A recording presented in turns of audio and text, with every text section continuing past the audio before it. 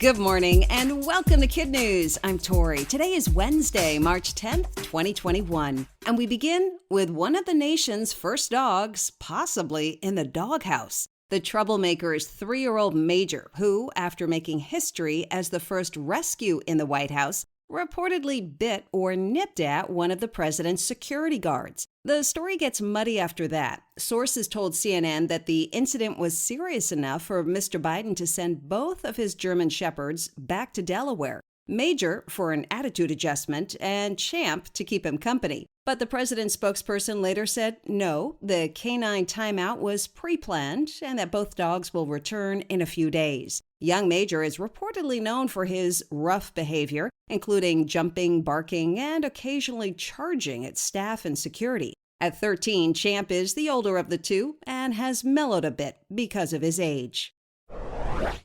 The Queen of England is a woman of few words, so when she responded to Prince Harry and Meghan's 2-hour bombshell of an Oprah interview, it wasn't surprising that she did so in just 4 sentences. In an email to media outlets around the globe, Queen Elizabeth said her family is saddened by the struggles of her grandson and his wife, will take the allegations of racism seriously and address them privately. Then ended by saying Harry, Meghan, and Archie will always be much-loved members of the family. The tell-all has sparked fiery debates about who is right and who is wrong. It even prompted British TV personality Piers to storm off the set and quit his show, Good Morning Britain, yesterday after a royal row with one of his co-hosts.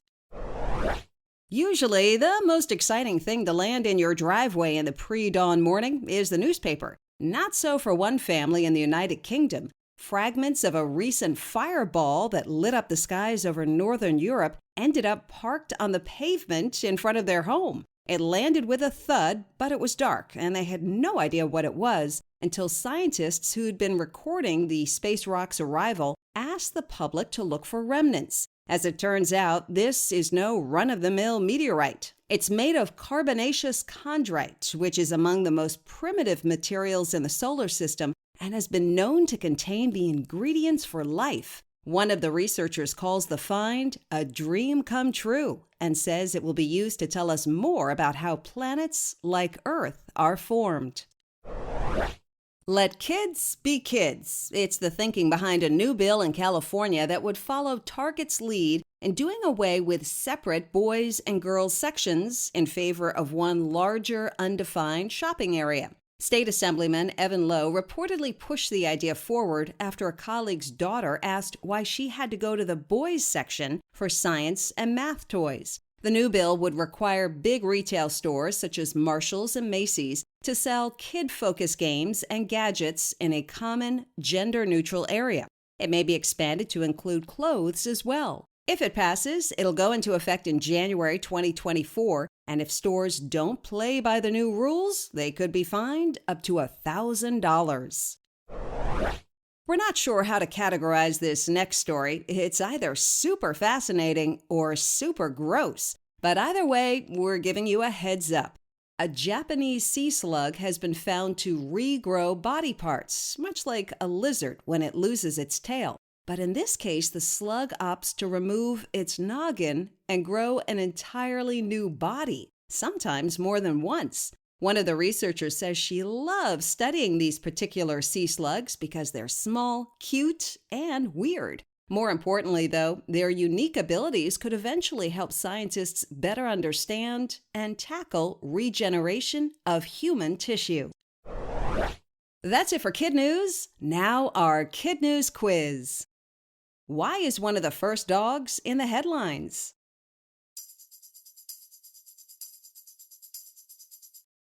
Three-year-old Major nipped at White House security. What did Queen Elizabeth say in response to Prince Harry and Meghan's interview?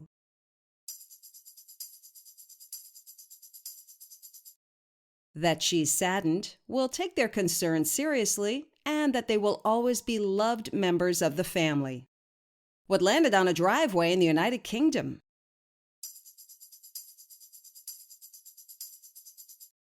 Fragments of a rare meteorite. What's the name of the creature that can lose its head and grow a new body?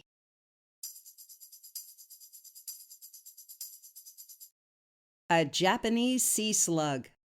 In one for the road, Bruno Mars has resorted to begging. The 11-time Grammy winner was left out of the list of performers for this year's show and wants in, specifically with Anderson .Paak, who is the other half of his new band Silk Sonic. In a now viral post, Bruno tweeted, "We haven't been able to perform for a while and we just want to sing. We'll send in an audition tape and take as many COVID tests as we need to. I promise we won't be extra. We just really want a gig."